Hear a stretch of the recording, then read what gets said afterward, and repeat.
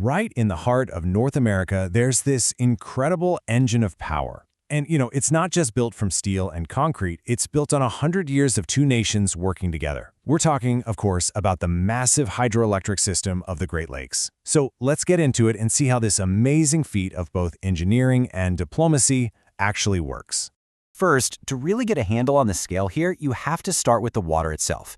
Just look at this incredible view from space. The Great Lakes, they're basically these interconnected freshwater seas, and they hold a staggering 1/5 of all the surface freshwater on the entire planet. It's a resource that's almost too big to even wrap your head around.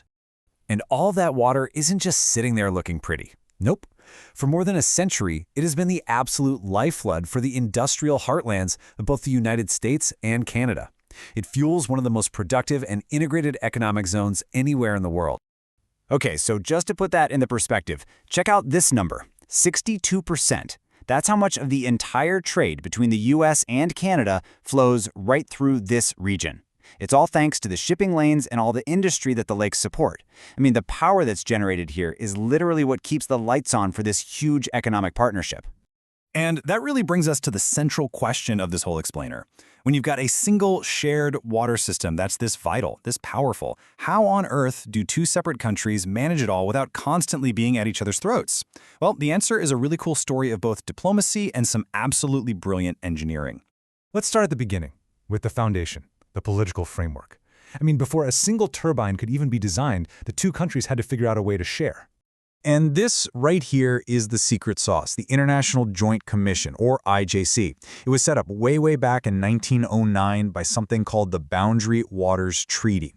Think of the IJC as the independent referee. Its whole job is to approve projects and regulate the water, basically acting as a neutral party to balance everyone's needs: power generation, shipping, the environment, you name it.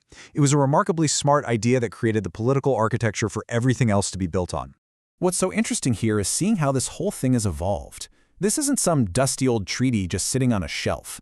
It started in 1909, sure, but then it got a specific operating plan in '58. Then it was totally updated in 2014 to better protect the ecosystem. And today, there's a dedicated committee that is constantly monitoring and adapting to the very real effects of climate change. It's a living agreement. All right, so with that political foundation firmly in place, let's look at the incredible engineering that it made possible. This thing is the Moses Saunders Power Dam. It's an absolute giant that straddles the St. Lawrence River. Literally, half of it is in New York and the other half is in Ontario. Structures like this are the control points. They're the physical manifestation of the IJC's plans, letting engineers precisely manage the water flowing out of the lakes to generate just immense amounts of clean electricity.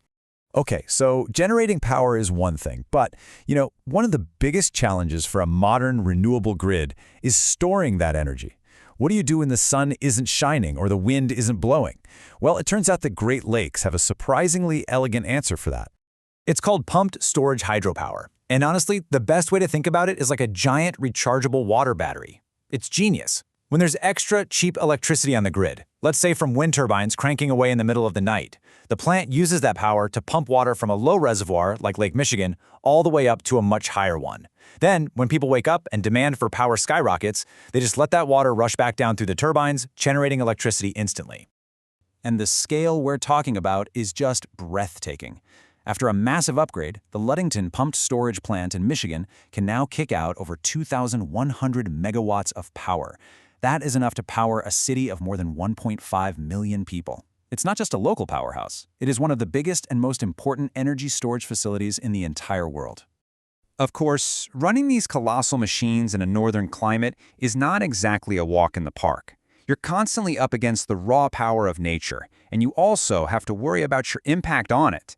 So let's talk about a really bizarre problem they have to deal with, something called frazzle ice. It's wild.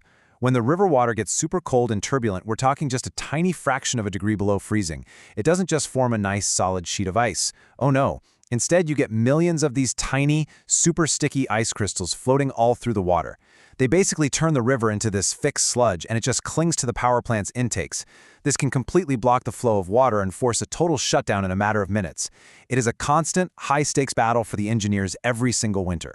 And the challenges aren't just about ice. They're ecological too. For example, how do you keep migratory species like the American eel from getting sucked into these massive turbines? Well, here you can see a really clever solution they're testing. They use an underwater propeller to create this gentle current that basically nudges the eels away from the dangerous turbines and toward a much safer bypass route. Pretty smart. This quote just nails where we are today. After 100 years, these systems aren't fading into history. Not at all. They are being completely transformed to meet the demands of a whole new energy era. So the power is there, but the last piece of this puzzle is actually getting all that electricity from these massive, often remote dams to the giant urban centers where everybody lives. And the biggest roadblock is something called transmission congestion. The easiest way to think about it is like a highway traffic jam. You can have a massive supply of cars, or in our case, electrons, all ready to go. But if the highways are just narrow two-lane roads, you get a bottleneck. That's exactly what happens on the power grid. These choke points, especially where different regional grids meet, often stop all that cheap, clean hydropower from getting to cities that desperately need it, like Chicago. But innovation never stops, and while the era of building gigantic new dams is probably over, there's a whole new generation of hydrotech coming up. Instead of blocking an entire river, new hydrokinetic turbines are these modular units that just sit on the riverbed. They harness the water's kinetic energy without needing a dam at all. And this isn't just a concept, it's really happening. These units, which kind of look like underwater push mowers, are already being put in the water. They could potentially add a lot of new power right near the cities. The biggest hurdle, though, it's not the technology, it's the bureaucracy. In the US, just getting a license for one of these innovative projects can take up to 8 years. That's a huge barrier slowing things down. All right, let's pull all these threads together. When you look at the big picture, what is the ultimate role of this incredible system in our energy future? Well, this simple table really puts it all in a global context. Look at that. Canada and the United States are number 2 and number 3 in the world for hydropower production, and the Great Lakes system is a true crown jewel in that portfolio. It's just this massive concentration of reliable, renewable power. And really, this is the key takeaway for today. These century-old marvels of engineering are being completely reimagined. They're not just old power plants anymore. They are becoming the giant, essential batteries we need to support a modern grid full of wind and solar, and to drive the decarbonization of the entire continent. Which leaves us with one final thought to chew on. We've seen the history, the amazing engineering, and all the challenges. As North America pushes hard for a net zero future, the big question is whether this monument to international cooperation can evolve one more time to become the indispensable engine for an entire continent's clean energy dream.